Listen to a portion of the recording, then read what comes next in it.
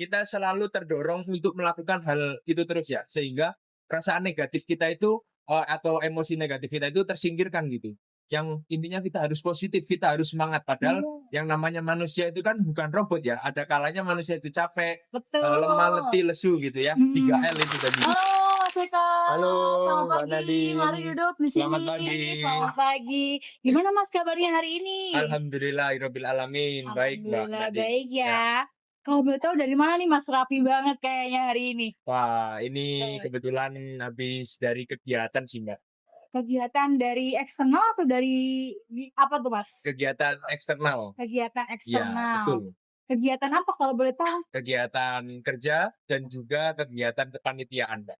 Kegiatan kepanitiaan di kampus berarti ya Mas ya? Ya, Oh, betul. berarti Masnya di sini tuh sebagai mahasiswa juga ya, karena masih di kampus. Betul banget. Oke. Ya. Kalau boleh tahu di semester berapa, Mas? Aku kebetulan sekarang sedang menempuh semester 7 Mbak. Semester 7. Ya, Wah, semester udah mau tingkat akhir nih berarti ya. betul. Oke. Jadi pucuk Oh, perasaannya selama semester 7 ini ya lumayan hektik ya Mbak, karena aku ikut kegiatan eksternal juga ya kan, kepanitiaan di kampus, kepanitiaan di luar juga nih. mhm, Ya, sama aku juga kerja juga kan, ya mhm. lumayan hektik lah. Sama aku sedang menyusun tugas akhir alias skripsi gitu. Hektik banget ya, Mas, Hektik ya. banget. Ya. Sebagai semester 7 itu pasti banyak banget kan kegiatannya. Gimana sih, Mas, caranya untuk mengatasi hal tersebut gitu? Kalau untuk mengatasi hal tersebut itu kita harus punya timeline dan schedule yang jelas gitu Pak ya. Supaya tidak bertabrakan satu sama lain nih. Mhm. Supaya kita juga tahu arah kita mau mengerjakan yang mana dulu yang harus kita selesaikan atau minimal kita cicil gitu. Oke, itu ya Mas. Soalnya kan kalau dari aku sendiri kan juga sebagai mahasiswa dan masih semester awal lah, semester 3 itu udah ngerasa banyak banget kegiatannya, mulai dari kepanitiaan, lalu ada tugas, kerja kelompok, praktikum dan sebagainya gitu. Apalagi kan aku juga sebagai freelancer gitu ya Mas ya, freelancer untuk mengajari teman-teman yang ada di TK gitu. Itu udah ngerasa hektik dan juga capek banget Mas. Tentu pernah dong. Mhm, Itu juga kan karena bagian dari kita juga ya. Di mana kita tuh apalagi kuliah kan yang kita mengasahnya bukan hanya di kegiatan internal alias akademik aja. Tentunya kita kan juga pengen nih di mmm, pengalaman yang lain seperti non akademik supaya kita tahu apa yang ada di dalam potensi kita.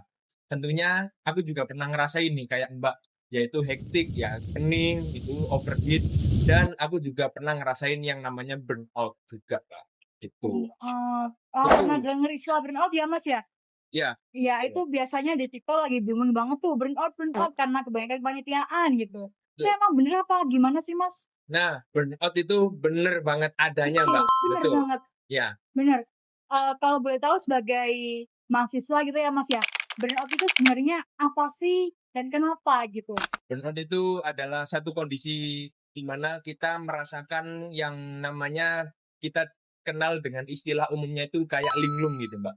Kita itu ngerasain apatis gitu ya, nggak peduli sama diri kita bahkan atau nggak peduli dengan lingkungan sekitar kita karena Mhm, kita sudah saking capeknya nih, saking peningnya kepala gitu ya, saking heeh, ngerasain pusing dan sebagainya karena tugas yang menumpuk segitu banyak. Apalagi kita mhm, yang mahasiswa sambil bekerja dan juga mhm. kegiatan yang lainnya nih, gitu. Kegiatan yang lainnya. Betul. Berat banget gak Mas awalnya, kalau misalnya lagi burnout gitu untuk menjalani aktivitas selanjutnya?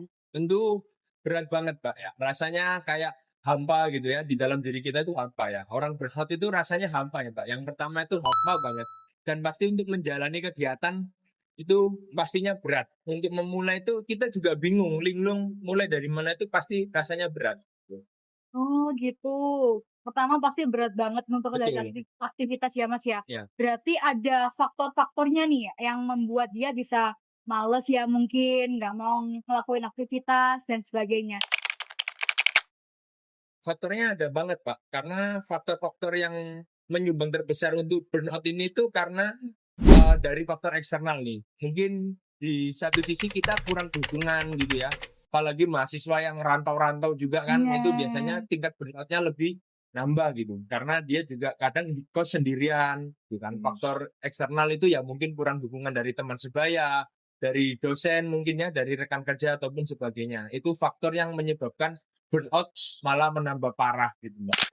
Oke, dari faktor lingkungan ya Mas berarti di eksternal ini. Betul.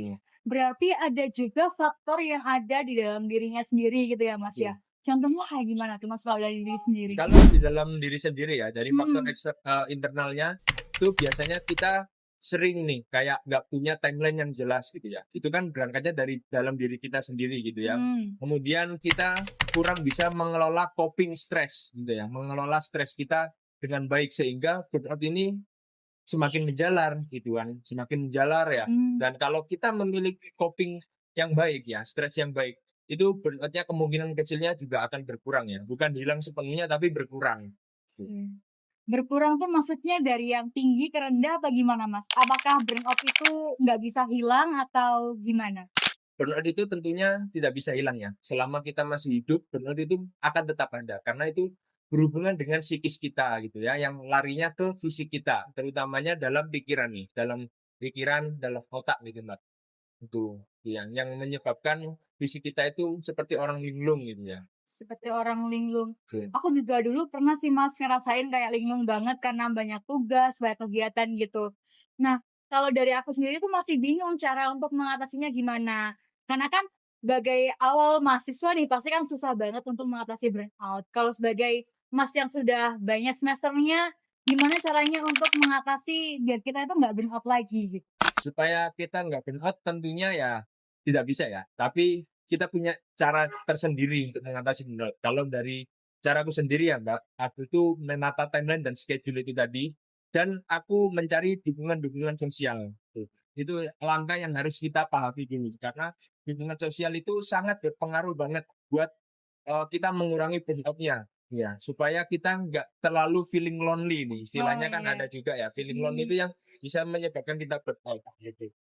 Burnout juga itu kan pasti memicu hal-hal lainnya ya Mas ya. Misalnya udah kenal satu, itu pasti juga ada pemicu yang lainnya seperti kita Betul, merasakan toxic positivity betul. gitu. Kalau dari Mas sendiri apakah pernah ngerasain toxic positivity juga?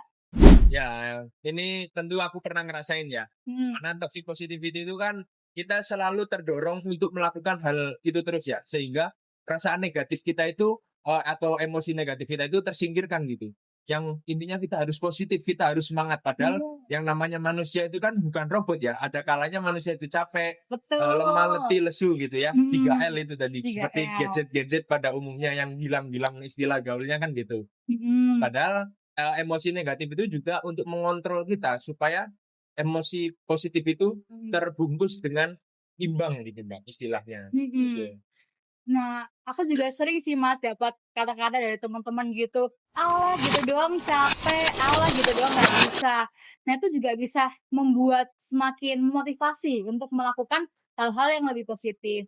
Dan itu juga kalau di pengalaman aku pribadi, itu yang memicu toxic positivity. Dan emang agak susah gitu loh keluarnya. Nah, Mas kira-kira ada saran atau solusi nggak caranya untuk mengatasi burnout tadi sama toxic positivity itu kayak gimana? Kenali diri kita terlebih dulu, yang pertama ya, supaya kita itu tahu emosi positif kita seperti apa dan negatif kita seperti apa. Hmm. Kemudian kenali batasan diri kita, supaya kita tahu, biar kita juga mengevaluasi, juga mengambil jeda untuk waktu kita. Atur jadwal sebisa mungkin dalam kehidupan kita, supaya kita itu tahu nih, apa kegiatan yang telah kita lakukan dan apa yang belum. Itu sih, Mbak. Hanya 3 saja dan itu Mhm. menurutku efektif banget. Gitu. Wah, sangat solutif sekali ya, Mas, ya. Ya. Nah, untuk terakhir kalinya nih, Mas, apakah ada saran atau pesan dan kesan untuk mahasiswa masih semester awal seperti saya dan juga teman-teman sekalian di sini? Kalau pesan saya ya, dari kita sesama mahasiswa gitu ya, pesan saya tetap kenali dirimu sendiri dan kenali batasan dirimu. Kita manusia juga punya sisi kuat dan sisi lemah.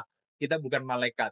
Kesan-kesannya, mahasiswa yang telah mengikuti kegiatan banyak, baik eksternal ataupun internal, akademis dan akademis, itu good, mantap, kamu hebat. Wih, keren banget nih, Mas. Oke, terima kasih ya, Mas, sudah mau sharing hari Ya, ini. sama-sama Mbak Ya, Nadine. mari. Yuk kita say hi dulu ke kamera.